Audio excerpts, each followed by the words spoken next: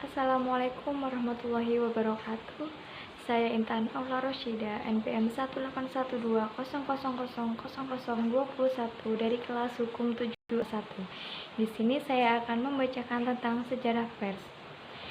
Bagaimana sejarah media massa?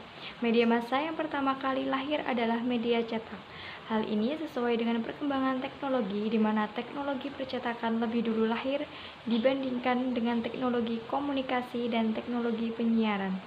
Dengan mesin percetakan, maka dapat diterbitkan buku, surat, dan selebaran.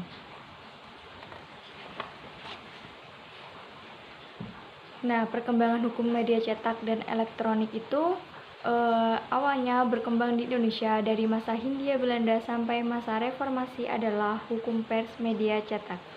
Sedikit sekali yang disinggung mengenai hukum pers penyiaran. Bahkan dalam kajian pers secara umum yang bukan kajian hukum, baik dari sisi sejarah, politik, dan komunikasi politik, para penulis seakan mengabaikan dan memberi porsi yang sedikit kepada pers penyiaran. Namun, dengan makin berkembangnya media penyiaran, juga berkembang kajian media penyiaran dan media cetak.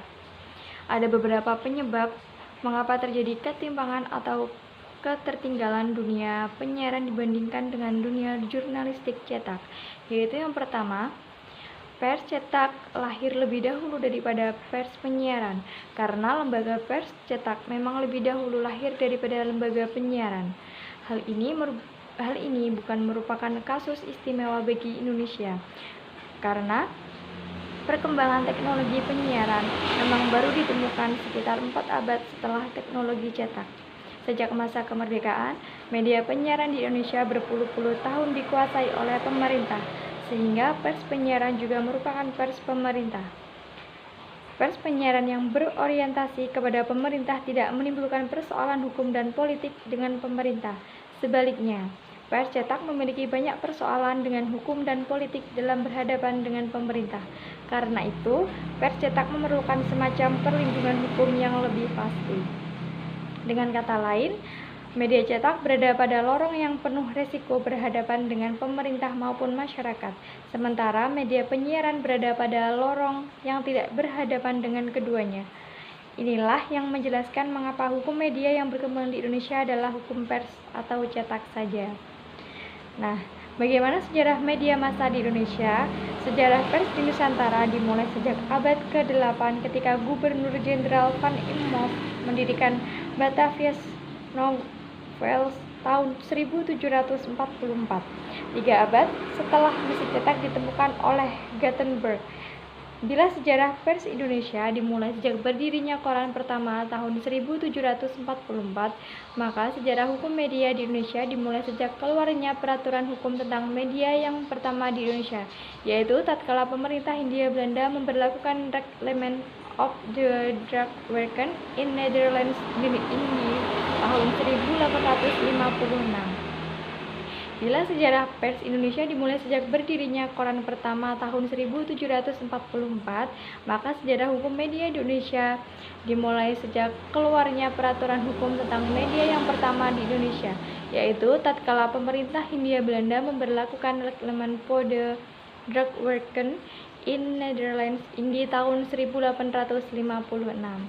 Secara umum, sejarah hukum media di Indonesia dalam kurun waktu sekitar 1,5 abad sejak zaman Hindia Belanda hingga era reformasi di abad ke-21 diwarnai dengan ketentuan hukum yang mengekang kebebasan media, khususnya kebebasan pers.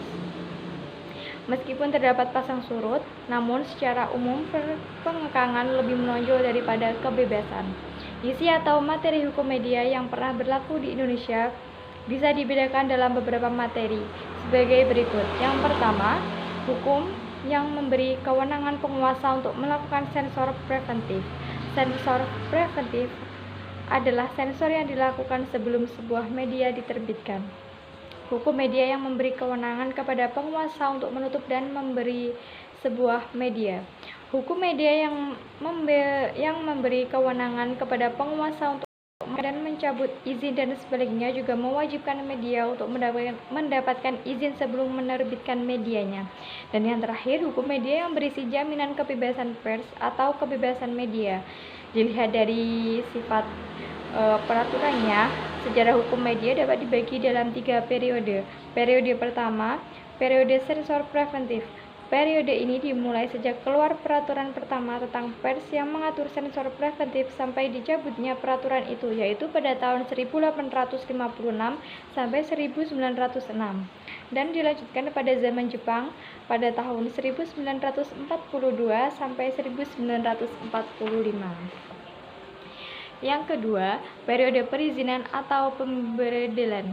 Periode ini berlangsung sejak kedatangan Jepang pada tahun 1940 sampai 1942 dan kemudian berlanjut ketika menjadi pemberedelan 13 penerbit pada masa akhir demokrasi liberal sampai berakhirnya Orde Baru, yaitu pada tahun 1957 sampai 1998. Yang ketiga, periode kebebasan pers. Periode ini dimulai sejak Republik Indonesia diproklamasikan hingga menjelang berakhirnya demokrasi liberal pada tahun 1945 sampai 1957 dan dilanjutkan dengan masa reformasi pada tahun 1998 sampai sekarang. Ketiga periode tersebut tidak dalam suatu pembatasan waktu yang ketat, karena pada masa yang disebut sebagai masa kebebasan pers terdapat upaya-upaya untuk mengekang pers. Pada masa sensor preventif juga terdapat pemberedelan. Pembagian periode ini juga tidak dibatasi oleh periodisasi kekuasaan politik, sebab pergantian penguasa politik baik masa penjajahan Belanda atau Jepang maupun masa kemerdekaan Orde Baru atau Orde Lama masing-masing memiliki kesamaan dalam melihat kebebasan pers. Perbedaannya terdapat pada gradasi bukan pada substansi. Media cetak dan media penyiaran. Perbedaan fundamental antara media cetak dan media penyiaran adalah dalam penggunaan alat untuk menyampaikan pesan kepada massa. Media cetak dalam menyampaikan pesan kepada massa atau khalayaknya dengan mencetak pesan-pesannya di atas kertas. Sedangkan media penyiaran